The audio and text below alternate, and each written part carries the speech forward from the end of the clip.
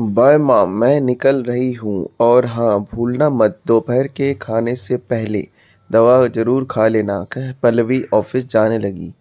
तभी ललिता ने उसे रोककर कहा, यह पकड़ो टिफिन, रोज भूल जाती हो। और हाँ, पहुँचते ही फ़ोन जरूर कर लेना। मैं भूल भी जाऊँ तो क्या आप भूलने देती हो माँ? पकड़ा ही देती हो खाने का टिफिन, लाड़ दिखाते हुए पल्लवी ने कहा। तो ललिता भी प्यार के साथ नसीहतें देने लगी कि वो कैंटीन में कुछ ना खाए। हाँ हाँ, नहीं खाऊंगी मेरी माँ। वैसे याद है ना, शाम को 5 बजे आप तैयार रहना, मैं जल्दी जाने की कोशिश करूंगी।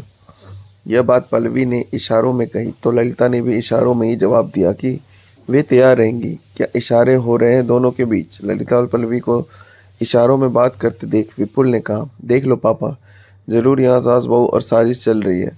विपुल की बातें सुन शंभू जी भी हंसे बिना नहीं रह पाए, मगर विपुल को अपनी माँ के पीछे ही पड़ गया, यह जानने के लिए कि इशारों में पल्लवी ने उनसे क्या कहा। यह हम सास बहू के बीच की बात है, प्यार से बेटे का कान खींचते हुए ललिता बोली। बेचारा विपुल बिना बात को जाने ही ऑफिस चला गया। दोनों को ऑफिस भेजकर ललिता 2 कप चाय बना लाई और फिर इत्मीनान से शंभू जी की बगल में बैठ गई। चाय पीते हुए शंभू जी एकटक ललिता को देख देख कर मुस्कुराए जा रहे थे। इतना क्यों मुस्कुरा रहे हो? क्या गम है जिसे छिपा रहे हो? ललिता ने शायराना अंदाज में पूछा तो उनकी हंसी छूट गई। कहने लगे, मुस्कुरा इसलिए रहा हूं कि तुम भी न अजीब हो। अरे बता देती बेचारे को कि तुम सास बहू का क्या प्रोग्राम है। लेकिन जो भी हो, तुम सास बहू की बॉन्डिंग देखकर मन को बड़ा सुकून मिलता है, वरना तो मेरा सास बहू के झगड़े सुन सुन कर दिमाग घूम जाता है। हाल ही में मैंने अखबार में एक खबर पढ़ी जिसमें लिखा था, सास ने तंग आकर एक बहू 12वीं मंजिल से कूद गई और जानती हो, उसने अपने 2.5 साल के बेटे को फेंका और फिर कूद गई, जिससे दोनों की मौत हो गई। सच कह रहा हूँ ललिता, वह पढ़कर मेरा तो दिल बैठ गया था। शंभू जी की बातें सुनकर ललिता का भी दिल दहल गया।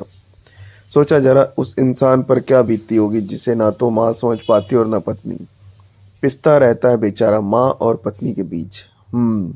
सही कह रहे हैं आप। हमारे समाज में जब एक लड़की शादी के बाद अपना मायका छोड़कर, जहाँ उसने लगभग अपनी आधी जिंदगी पूरे हक के साथ गुजारी होती है, ससुराल में कदम रखते हैं, उसके दिल में घबराहट सी होने लगती है कि यहाँ सब उसे दिल से तो अपनाएंगे ना, अपने परिवार का हिस्सा समझेंगे ना। ज़्यादातर घरों में यही होता है कि बहू को आए अभी कुछ दिन ही नहीं हुए कि जिम्मेदारियों की टोकरी उससे पकड़ा दी जाती है। उसे यह तो समझा दिया जाता है कि सास ससुर के साथ साथ ननद देवर और नाते रिश्तेदारों को भी सम्मान देना होगा।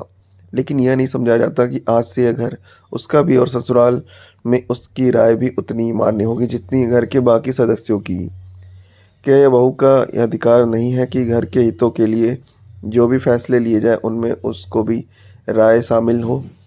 क्यों सास को लगने लगता है कि बहू आते ही उससे उसके बेटे को छीन लेगी? अगर ऐसा ही है तो फिर ना करे वे अपने बेटे की शादी, रखें अपने आंचल में ही छिपाकर। अगर शादी के बाद बेटा अपने परिवार को कुछ बोल जाए तो सबको यही लगता है कि बीवी ने ही सिखाया होगा उसे ऐसा बोलने के लिए, और यही झगड़े की जड़ है।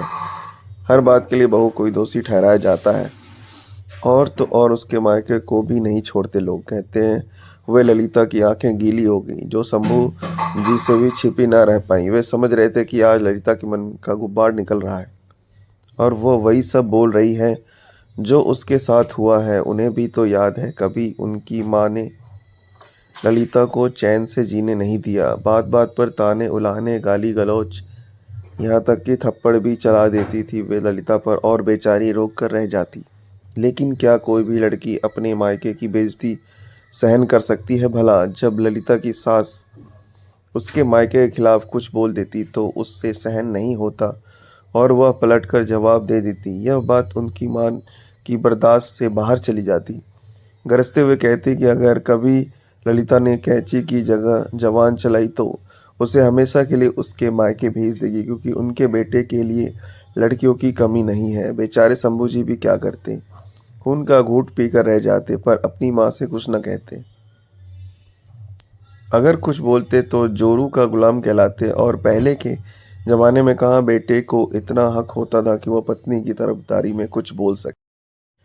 मैंने तो पहले ही सोच लिया था कि शंभू जी की जब मेरी बहू का गृह प्रवेश होगा तो उसे सिर्फ कर्तव्य, जिम्मेदारियों और फर्ज की टोकरी नहीं थमाऊंगी, वरन उसे उसके हक और अधिकारों का गुलदस्ता भी दूंगी, क्योंकि आखिर वह भी तो अपनी ससुराल में कुछ उम्मीदें लेकर आएगी, और वह तुम्हारी बहू ही अच्छे विचारों वाली नहीं आती तब तब कैसे निभाती उससे? शंभू जी ने पूछा। अपने पति की बातों पर वे हंसी और फिर कहने लगे, मैंने यह भी सोचा था कि शायद मेरी बहू मेरी मुताबिक ना आए, लेकिन फिर भी मैं उससे निभाऊंगी, उसे इतना प्यार करूंगी कि वह भी मेरे रंग में रंग जाएगी। जानते हैं शंभू जी, अगर एक औरत चाहे तो फिर वह सास हो या बहू अपने रिश्ते को बिगाड़ भी सकती है, और चाहे तो सूझबूझ से रिश्ते को कभी न टूटने वाले पक्के धागे में पिरो कर रख सकती है। लड़की चाहती है कि वह एक अच्छी बहू बने, पर इसके लिए सास को भी तो जिम्मेदार होना होगा। अगर घर के किसी फैसले में बहू की सहमति ना ले, उसे पराई समझे, तो वह हमें कितना अपना पाएगी बोलिए? उफ, बातों बातों में समय का पता ही नहीं चला। घड़ी की तरफ देखते हुए ललिता का, आज आपको दुकान पर नहीं जाना क्या?